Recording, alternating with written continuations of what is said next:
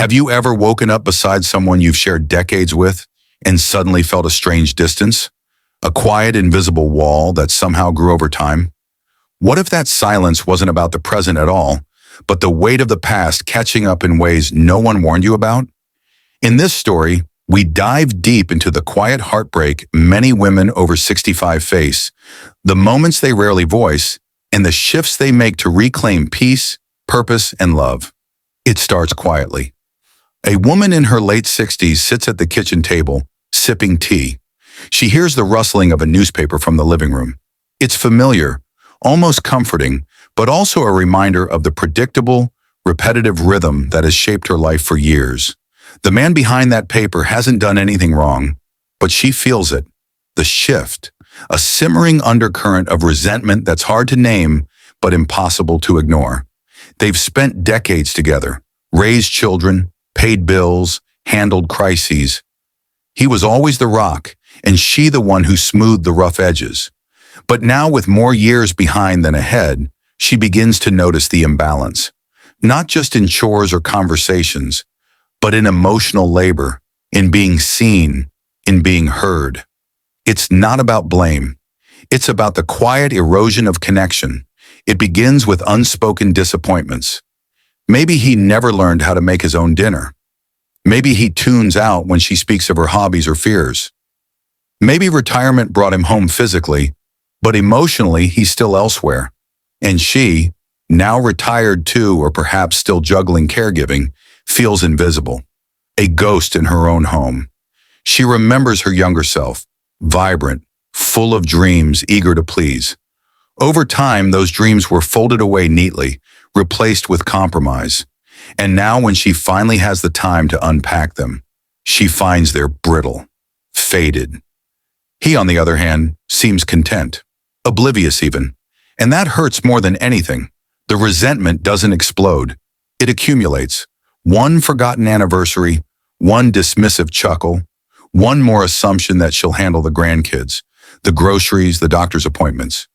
She never signed up to be the full-time caretaker of everything emotional and practical. But it just happened. Slowly, quietly, steadily. She talks to her friends, quietly at first, over coffee or walking clubs, and she discovers she's not alone. One friend cries about how her husband barely looks at her. Another says she feels more alive talking to strangers online than with the man she married. A third shrugs and says, "What can you do at our age?" But she doesn't want to settle for that answer. So she starts to do things differently, not to punish, not to rebel, but to reclaim. She begins taking classes, joining a book club, volunteering at a local shelter. The first time she stays out late without calling, she feels a thrill, like the teen she once was. When she comes home, he barely notices. And somehow, that solidifies her resolve even more. The shift isn't about leaving him. It's about finding herself, about showing him, maybe subtly, maybe bluntly, that she exists beyond the role of wife, that she still has stories to write, dreams to chase, dances to dance. And surprisingly, some men notice, some don't. And in that divergence, truth emerges. She starts journaling, writing down memories, both painful and joyful. She uncovers moments she had buried, times she had swallowed words just to keep peace. The journal becomes her secret space, her mirror.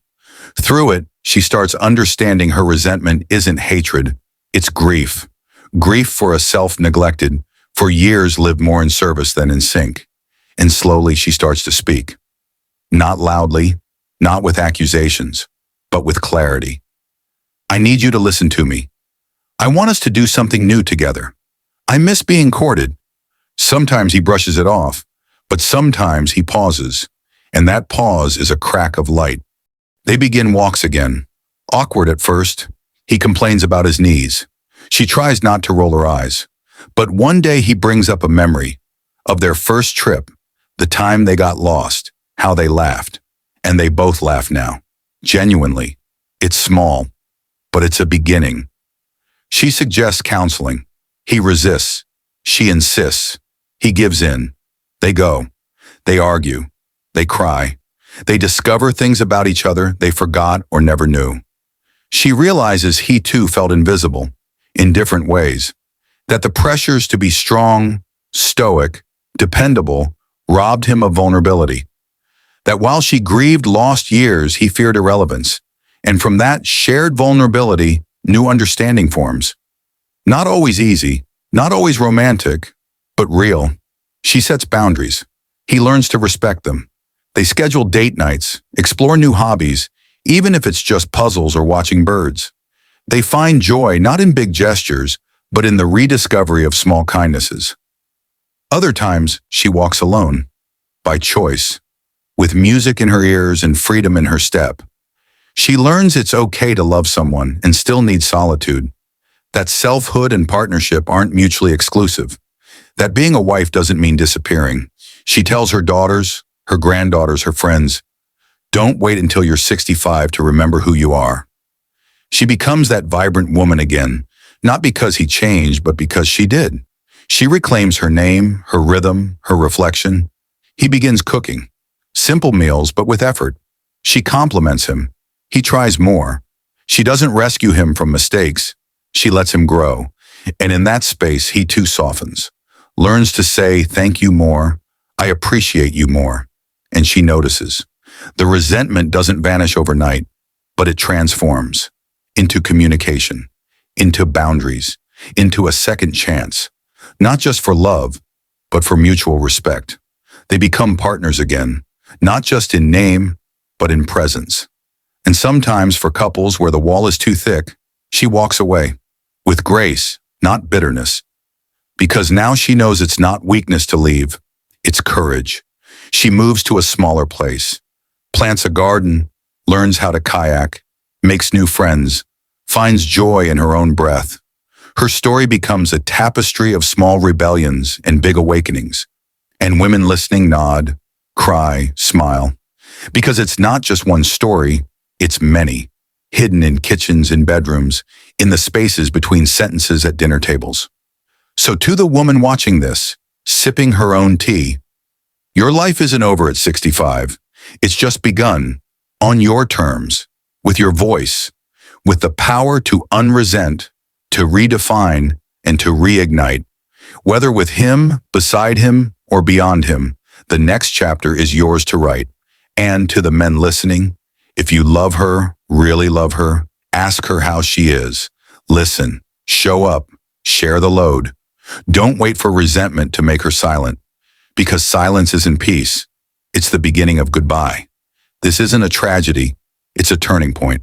For every couple who dares to look closer, for every woman who chooses herself, not out of selfishness, but out of sacred necessity. For every man who decides it's never too late to change, because love after 65 isn't just possible, it can be profound. But only if it's real, only if it's equal, only if it's seen. And if you've made it this far, you're not just watching a video, you're witnessing a revolution. One quiet cup of tea at a time. Thank you for staying. Your story matters, and it's never too late to live it fully.